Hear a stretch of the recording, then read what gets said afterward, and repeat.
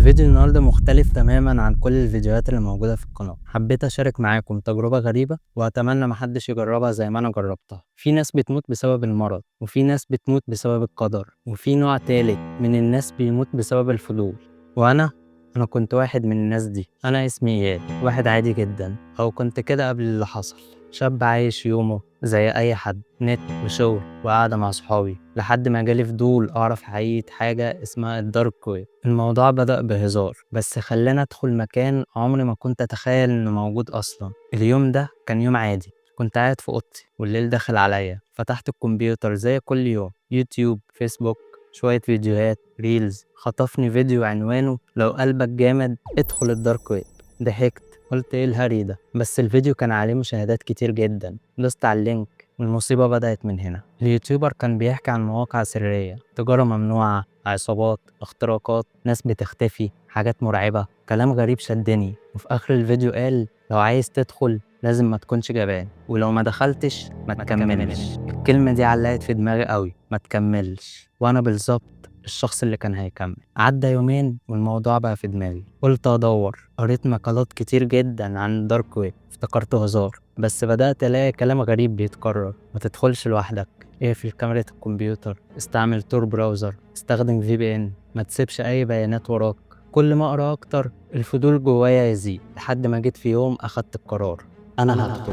قفلت نور الأوضة، طلعت لزقة سودا قفلت بيها الكاميرا، فتحت موبايل قديم عشان أقرأ منه التعليمات، وبدأت أجهز متصفح تور وبعمل إعدادات ال VPN والشبكة. كنت فاكر نفسي فاهم كل حاجة ومأمن نفسي كويس قوي، بس اللي ما كنتش أعرفه إنك مهما تظبط نفسك عمرك ما هتبقى في أمان. وأنا شغال لقيت لينك على منتدى أجنبي، هيدن ويكي ذا ريل أون. ده كان دليل مواقع سرية للدارك ويب. دوست عليه والصفحة فتحت. ومع أول صفحة شفتها حسيت إن في حاجة اتغيرت.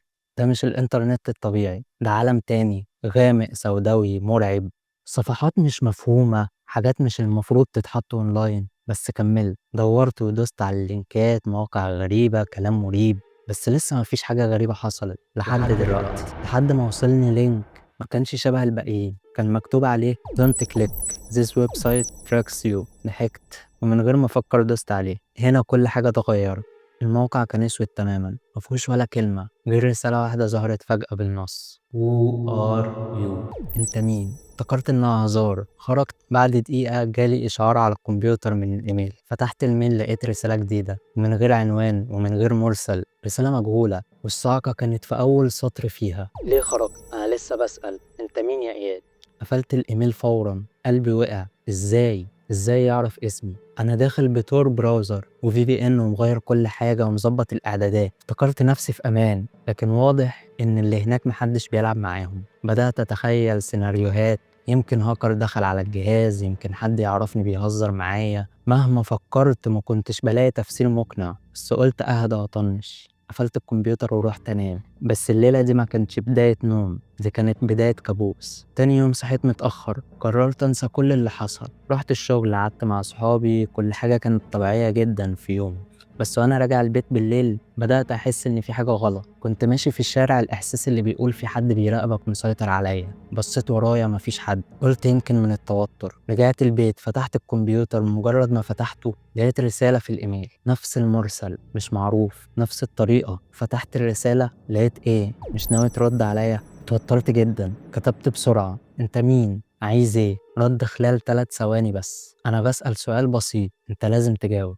انت داخل عندنا ليه؟ كتبت له: دخلت بالصدفة، مش قصدي حاجة. رد عليا: مفيش حاجة اسمها صدفة هنا. في اللحظة دي اتأكدت اني وقعت، وعرفت ان الذكي مش اللي بيدخل الدارك ويب، الذكي اللي ما بيقربش منه. قفلت الايميل ومسحت كل حاجة ليها علاقة بالدارك ويب من الجهاز. قلت خلاص كده تمام، القصة خلصت، هنساها وهكمل حياتي عادي. بس بعد ربع ساعة الموبايل رن. جالي SMS برقم مجهول. فتحت الرسالة ولقيتها مكتوب فيها: مسحك الحاجة ده مش هيغير حاجة، احنا شايفينك.